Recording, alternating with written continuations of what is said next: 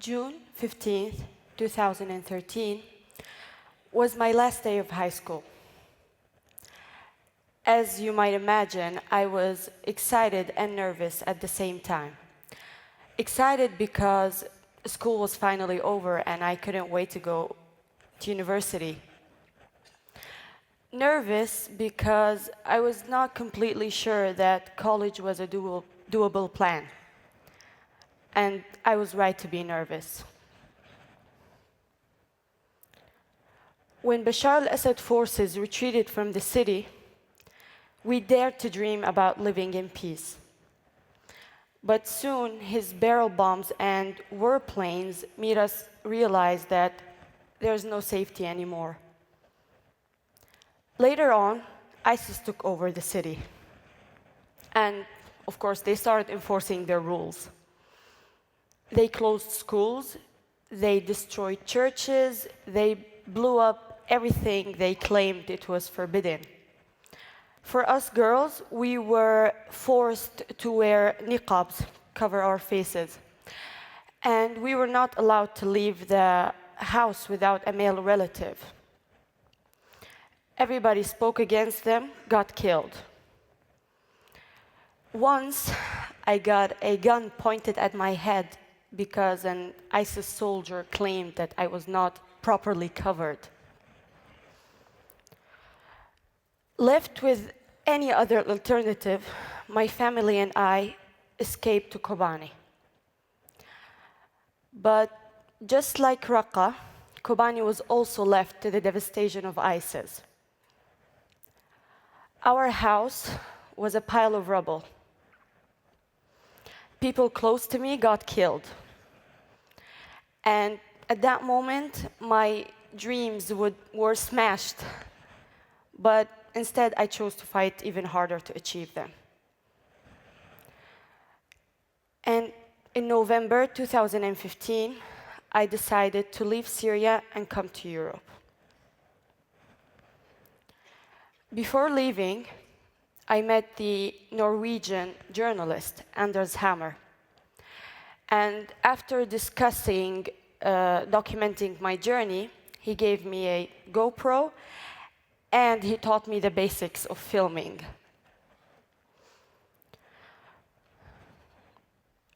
When the time came to leave, I packed my stuff.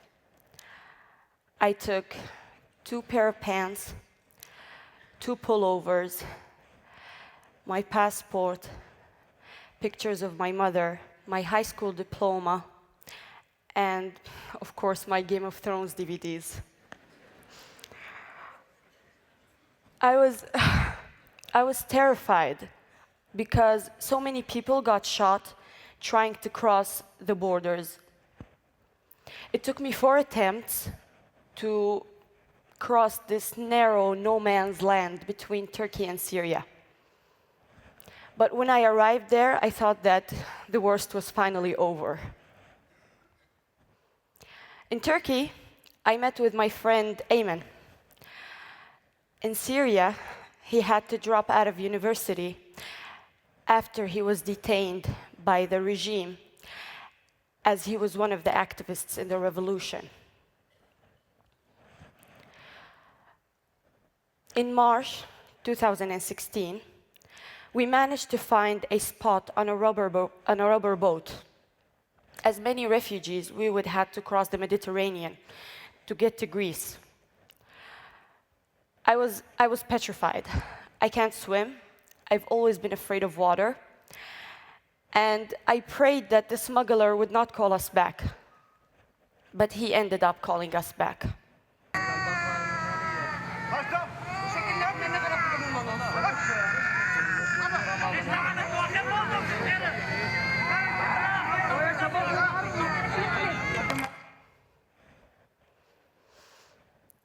The time we spent on that boat seemed like never ending. We thought we're going to drown.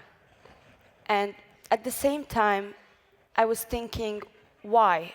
Why do I have to go through this? Why can't I just grab my passport, get on a plane, and go to a safe country?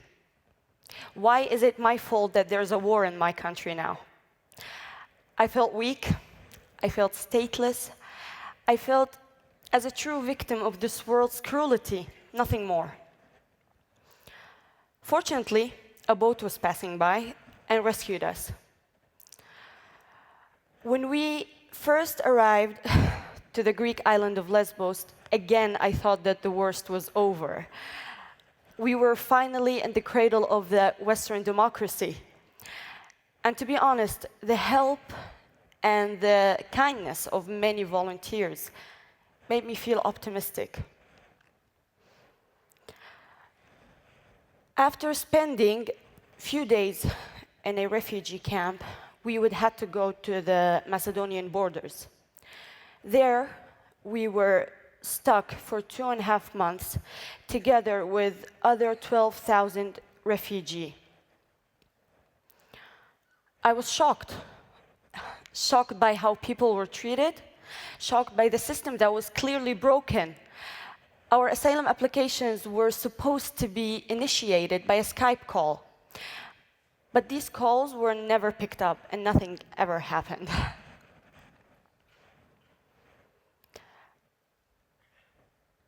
Rain made our tents soaking wet. Diseases were spread and people became sick. And there were rumors of women and children being abused. So when in desperation we tried to cross the borders to Macedonia, the Macedonian police shot at us with rubber bullets and tear gas.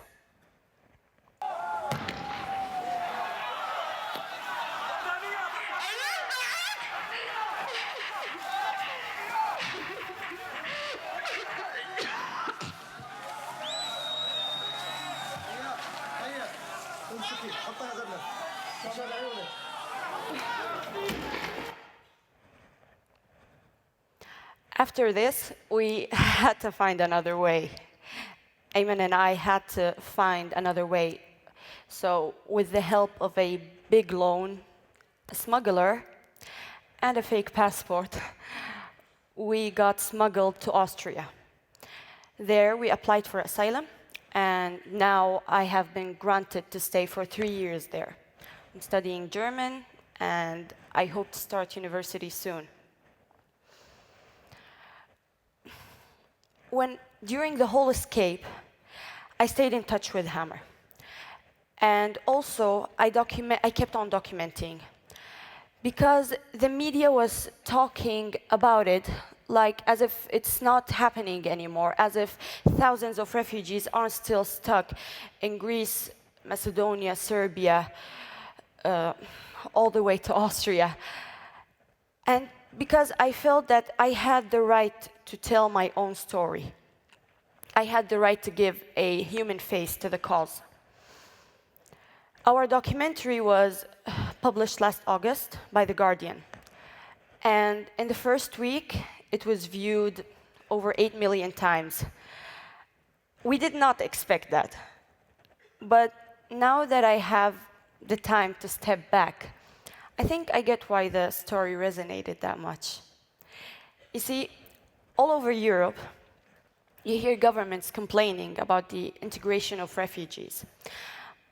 But integration cannot be learned through isolation and rejection. We want to dive in our new homes.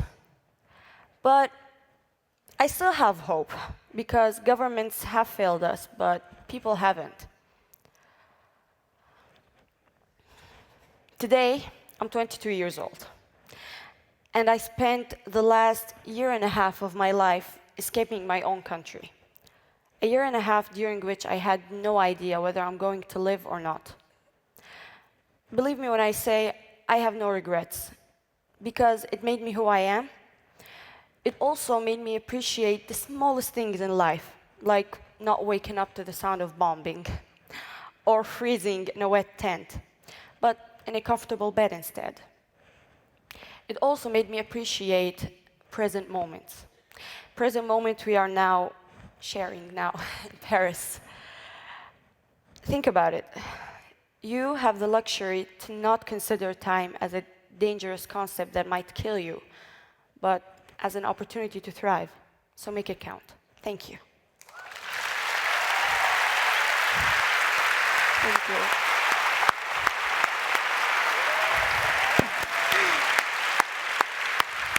Thank you so much. Thank you.